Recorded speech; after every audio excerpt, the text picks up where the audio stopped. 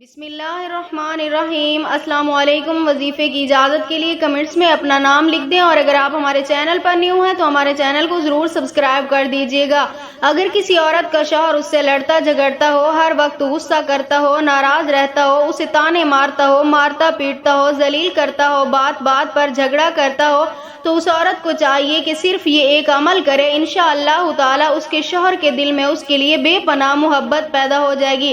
تو عمل کچھ اس طرح کرنا ہے کہ فجر اور شام یعنی صبح شام صرف ایک تسبیح سورۃ بقرہ کی آیت نمبر 137 کی پڑھنی ہے۔ اول آخر 3 مرتبہ درود ابراہیمی کے ساتھ۔ آیت یہ ہے: فَإِنْ آمَنُوا بِمِثْلِ مَا أَنْتُمْ بِهِ فَقَدِ اهْتَدَوْا وَإِنْ تَوَلَّوْا فَإِنَّمَا هُمْ فِي شِقَاقٍ فَسَيَكْفِيكَهُمُ اللَّهُ وَهُوَ السَّمِيعُ الْعَلِيمُ۔ اس آیت کی صبح شام ایک تسبیح اول آخر 3 مرتبہ درود ابراہیمی کے ساتھ پڑھتی رہے، انشاءاللہ تعالی اس کا اثر اسے بہت جلد معلوم ہوگا۔ اس کے شوہر کے دل میں اس کے لیے محبت اور نرمی پیدا ہو جائے گی، اس کا غصہ اور نفرت ختم ہو جائے گی۔